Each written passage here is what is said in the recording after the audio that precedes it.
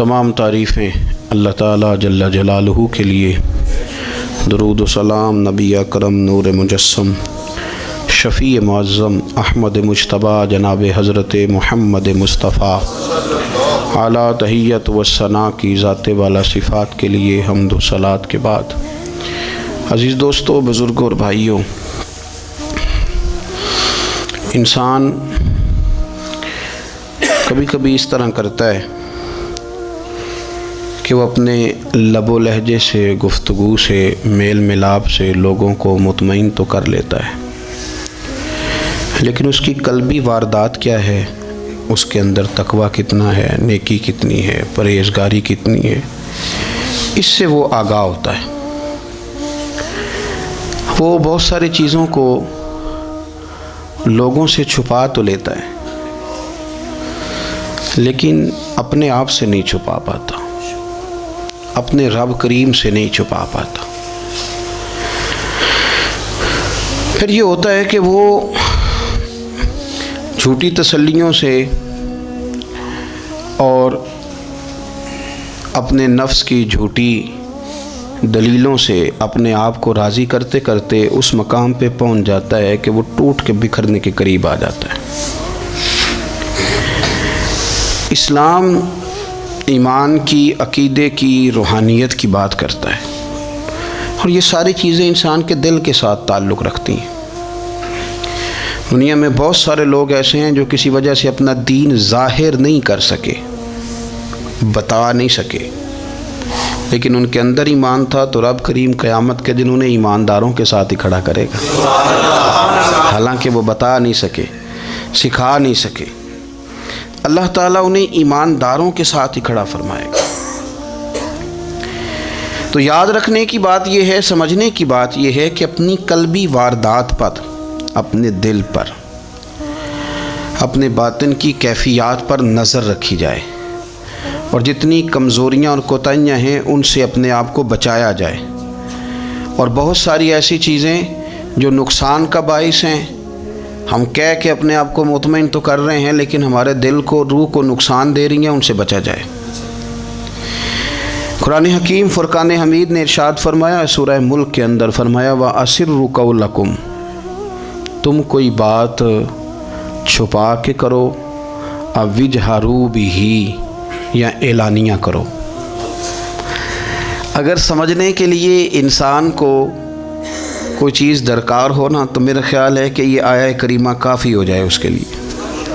فرمایا وَأَسِرُّوا قَوْلَكُمْ، تم کوئی بات بڑی چھپا کے کرو، أَوْ اجْهَرُوا بِهِ، یا اعلانیہ کرو، یہ سمجھ لو، اس پر غور کر لو کہ إِنَّهُ عَلِيمٌ بِذَاتِ الصُّدُورِ، رب تو دلوں کے حال جاننے والا ہے۔ تم اعلانیہ کرو یا چھپا کے کرو، وہ تو جانتا ہے، علیم بذات الصدور، وہ تو دلوں کے حال جاننے والا ہے۔ تم بے شک اونچا کرو، بے شک آہستہ بولو۔ آیت نازل کب ہوئی؟ شان نزول بھی بڑا انوکھا ہے۔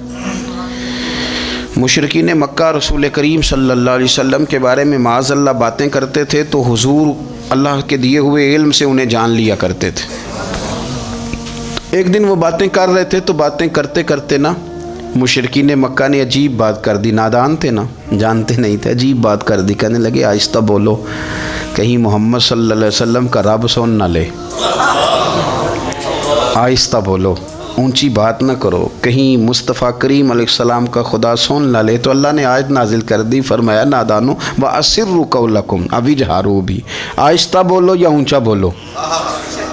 اور شارحین نے، مفسرین نے لکھا ہے نہ بھی بولو، آہستہ بولو یا اونچا بولو، یا بے شک تم کوئی بات زبان سے ادا نہ بھی کرو، إِنَّهُ عَلِيمٌ بِذَاتِ الصُّدُورِ، رب تو تمہارے دلوں کے حال جاننے والا ہے، اسے تو پتہ ہے تم نے سینے میں کیا چھپایا ہے، حسد چھپایا ہے کہ رشک چھپایا ہے، عداوت چھپائی ہے کہ محبت چھپائی ہے، اسے تو پتہ ہے، اسے خبر ہے، اس لیے کہ وہ نظر ہی تمہارے دل پہ رکھتا ہے، اسے پتہ ہے تمہارے اندر کیا ہے۔ ہم لوگوں نے نا اپنی سارے معاملات دنیا داروں سے، لوگوں سے، یاروں سے، دوستوں سے وابستہ کر لیے۔ ہمیں تعریف بھی بندوں سے چاہیے، ہمیں اچھے ہونے کا جو ڈگری ہے وہ بھی بندوں سے چاہیے. ہم بندے بڑے نیک ہیں یہ بھی لوگ کہیں تو پھر ہم مطمئن ہیں. ہم صحیح راستے پہ چل رہے ہیں یہ سند بھی بندوں سے چاہیے. ہر بات پر اعتماد خلق، ہر وقت لوگوں پر ہی دھیان، لوگوں پر ہی توجہ، لوگوں کے معاملات ہی ڈسکس کرنا. بھئی یہ تو تیرے ذمہ ہی نہیں.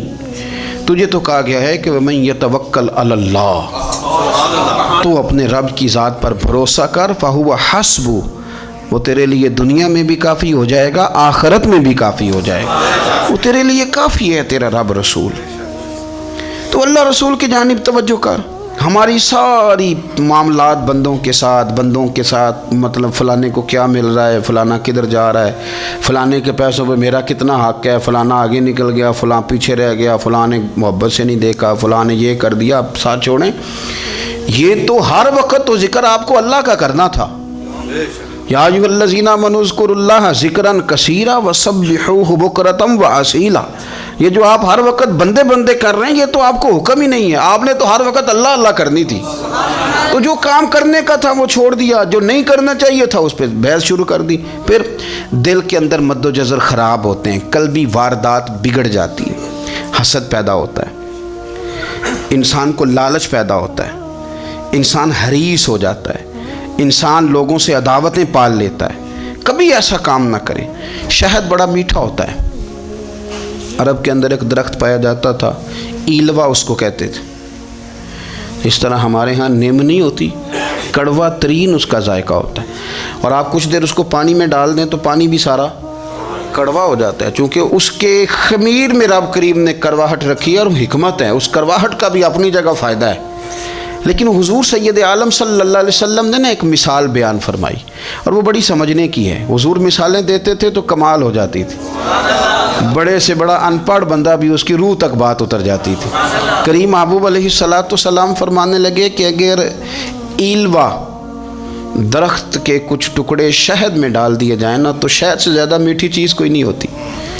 تو حضور فرماتے ہیں کہ وہ ایلوا کا درخت جو ہے وہ شہد کو بھی بگاڑ دیتا ہے، اس میں کرواہٹ پیدا کر دیتا ہے. حالانکہ وہ بڑا میٹھا تھا، اپنی جگہ اس کی مٹھاس میں کوئی کسی قسم کی کمی نہیں تھی، لیکن وہ ایلوا کے درخت نے اسے بگاڑ دیا. اللہ کے محبوب فرماتے ہیں جس طرح ایلوا کا درخت شہد کو تباہ کر دیتا ہے نا، اس طرح حسد آدمی کے ایمان کو تباہ کر دیتا ہے. ایمان بڑی میٹھی چیز ہے، بڑی حسین چیز ہے، لیکن جب حسد آ گیا نا، حسد ہے کیا؟ حسد بندوں سے نہیں ہوتا، یہ سمجھ لیں. حسد کا مطلب، حسد کی لغوی تعریف یہ ہے کہ یہ سمجھ لینا کہ یا اللہ اسے نہیں دینا چاہیے تھا، مجھے دینا چاہیے تھا. یہ تعریف ہے. تو حسد ہوتا کس سے؟ حسد دراصل بندے پہ نہیں کیا جاتا. حسد کا معنی یہ ہے کہ آپ اللہ کی تقسیم پر اعتراض کر رہے ہیں. آپ کا کہنا یہ ہے کہ یا اللہ یہ تقسیم ٹھیک نہیں ہوئی، معاذ اللہ یہ ادھر چلا گیا، یہ تو ادھر آنے والی چیز تھی. تو یہ آپ نے ڈائریکٹ جو مقابلہ شروع کیا، معاذ اللہ یہ تو آپ نے اللہ کی تقسیم کے ساتھ شروع کر دی. تو پھر دل میں بگاڑ آتا ہے، پھر انسان ٹوٹ پھوٹ کا شکار ہوتا ہے، پھر وہ کمزور پڑ جاتا ہے، پھر وہ ایسی باتیں کرتا ہے جو اس کے منصب کے مطابق نہیں ہوتی، کچی بات کرتا ہے، کمزور بات. اللہ بہتر جانتے ہیں کون سی چیز اس نے کہاں رکھنی ہے. رب کی حکمت پر اور اس کی دی ہوئی توفیق پر راضی رہنا ایمان کا تقاضا ہے. لیکن ہمیں تو چاہیے تقسیم اپنی مرضی کی. ادھر کیوں چلا گیا، ادھر آنا چاہیے تھا. بھئی آپ کو یہ کس نے حق دیا ہے؟ مالک نے جو چاہا، جب چاہا، جہاں چاہا اپنے فضل سے عطا فرمایا. حسد، اور پھر اس کے اگر کوئی حسد نہیں کرتا تو لالچ شروع کر دیتا ہے. وہ کہتا ہے کہ یہ جو اس کا مال ہے اس میں میرا بھی حق تھا، یہ تو مجھے ملنا چاہیے تھا. آپ یقین کریں کہ بندے بندوں سے کم پیار کرتے ہیں، جیبوں سے زیادہ پیار کرتے ہیں. اس بندے کو تو کوئی نقصان نہیں جس کے ساتھ آپ نے تعلق رکھا ہوا ہے جیب کا، لیکن آپ بڑے کمزور ہو گئے. آپ جب لالچ کر لیا، نفسانیت میں آ گئے تو آپ کمزور پڑ گئے. آپ نے مطلب کیا، آپ کا کیا خیال تھا کہ رب کی بارگاہ سے کوئی کم ملنے والا تھا جو بندوں پہ اتنی توجہ کر لی. حضرت بہلول دانا رحمۃ اللہ علیہ نے کیا خوبصورت انداز ہے. رب کریم کے بندوں کی باتیں اللہ کے لشکروں میں سے لشکر. کیا سوچ تھی، کیا نظریہ تھا. کیوں یہ لوگ اتنے مضبوط تھے؟ فکری طور پر مضبوط تھے، فکری طور پر. ہارون رشید حج کر کے واپس آ رہا ہے، حضرت بہلول دانا راستے میں بیٹھے ہیں، ملاقات ہو گئی، کہنے لگا حضور کوئی حکم ہو تو بتائیے گا۔ فرمانے لگے کوئی نہیں، تو جا اپنا کام کر۔ بادشاہ ہے یا کسی کو کارڈ مل جائے تو وہ لوگوں کو دکھاتا پھرتا ہے، وزیر صاحب نے خود دیا ہے۔ بادشاہ وقت خود کہہ رہا حضرت کوئی حکم ہو تو؟ فرمایا نہیں، اللہ خیر کرے گا۔ تو کہنے لگا حضور میں نے سنا ہے آپ مقروض ہیں تو بتا ہی دیتے۔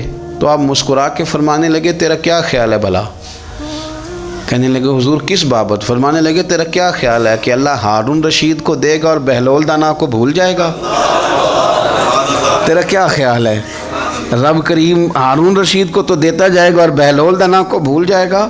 بادشاہ کہتا ہے کہ میں چکرا ہی گیا کہ بھلا اس سوال کا کیا جواب ہے؟ تو میں نے کہا حضور رب تو بھولنے سے پاک ہے، وہ تو کسی کو نہیں بھولتا، اسے نہ اونگ آتی ہے نہ نیند آتی ہے۔ تو فرمانے لگے جا پھر اپنا کام کر، جب مناسب سمجھے گا تو بہلول کو بھی قرضے سے نجات عطا کاری دے گا۔ تو جا اپنی ڈیوٹی کر، وہ جب چاہے گا نا تو میرے قرضے دور۔ تو کیا سمجھتا ہے کہ تجھے یاد رکھے گا مجھے بھول جائے گا؟ یہ کیسے ہو سکتا ہے؟ او یار ادھر دیکھ میری بات سن۔ او بھائی وہ تیرا میرا رب ہے، یہ ہو سکتا ہے کہ امیروں کو دے دے اور تیرے جیسے میرے جیسے غریبوں کو وہ بھول جائے؟ یہ ہو سکتا ہے؟ تو کیوں لوگوں کی جیبوں پہ توجہ، لوگوں کی جیبوں پہ نظریں، فلانے کے پاس آ گیا تو میں رہ گیا، مطلب کس لیے؟ ہمارا رب کسی کو بھولتا نہیں ہے، کسی شخص کو وہ میرا مالک اپنے فضل سے نظر انداز نہیں کرتا، وہ سب کو نوازتا ہے، لیکن اس کی حکمت کے تقاضوں کا انتظار کرنا مسلمان کی شان ہے۔ کبھی کسی حسد میں کبھی کرنا ہو تو رشک کریں، مزہ آئے گا۔ اور یہ رشک کرنے کا نا، رشک کا معنی کیا ہے؟ حسد کا معنی یا اللہ اسے نہیں دینا چاہیے تھا مجھے دینا چاہیے تھا، اور رشک کا معنی یا اللہ تو نے دیا ہے کیا بات ہے، اسے دیا تو کیا بات، اگر تو نے دیا تو مالک جچا بھی ہے، اگر تو نے دیا ہے تو نظر بھی آیا ہے، اگر تو نے دیا ہے تو پھر کیا بات ہے، کمال ہو گئی، وہ نظر آ رہا ہے۔ اور یا اللہ اسے دیا ہے تو میں بھی تیرا بندہ ہوں، اسے بھی اور دے اور مجھے بھی عطا فرما۔ یہ رشک ہے۔ رشک کا نا حضور نے حکم دیا ہے، نبی پاک نے رشک کا۔ ہمارا یہ مسئلہ ہے کہ ہم نا جو کرنے والا کام ہے وہ نہیں کرتے، رشک کریں۔ بخاری مسلم میں حدیث ہے، نبی پاک صلی اللہ علیہ وسلم نے فرمایا دو بندوں پر رشک کرو۔ کہو کیا بات؟ رشک کرو دو بندوں۔ یا رسول اللہ کون کون سے؟ فرمایا ایک وہ مالدار جسے اللہ دولت دے اور وہ صبح بھی رب کے رستے میں خیرات کرے اور شام بھی رب کے رستے میں خیرات کرے، یہ قابل رشک ہے۔ کہو تیری کیا بات ہے بھائی، کیا تجھے اللہ نے نوازا ہے، اور اس پر رشک کرو کو یا اللہ اسے اور دے تاکہ یہ تیرے بندوں پہ اور اثار کرے اور تیرے بندوں پہ سخاوت کرے، اور اللہ اس کے فعل تصدق ہمیں بھی عطا فرما۔ اور حضور فرماتے ہیں ایک مالدار پر جو صبح و شام سخاوت کرے، اور ایک اس عالم پر جسے اللہ قرآن کا علم دے، وہ صبح بھی لوگوں کو قرآن مجید کے ترجمے تفسیریں قرآن کے درس سکھائے اور شام بھی لوگوں کو قرآن مجید کے درس عطا فرمائے۔ اس پر رشک کرو، کہو کیا بات ہے یار تیری، تجھے اللہ نے کتنا نوازا۔ قابل رشک لوگوں پر رشک کرو، ان کی تعریف کرو، ان کے لیے اچھے کلمات ادا کرو۔ معاشرے میں حسد پرموٹ ہوا ہے، اگر کبھی رشک پرموٹ ہوتا نا تو عزتیں بڑھ جاتی، محبتیں بڑھ جاتی، خلوص میں اضافہ ہوتا، لوگ ایک دوسرے کے قریب آتے۔ ہم نے کسی فضیلت والے کی فضیلت کو تسلیم کرنے سے انکار کر دیا، ہم نے کسی بڑائی والے کی بڑائی کو تسلیم کرنے سے انکار کر دیا، ہم نے حسد کیا، ہم نے لالچ کیا، ہم حریص ہوئے۔ اس کا نقصان یہ ہوا کہ لوگ ایک دوسرے کے پاس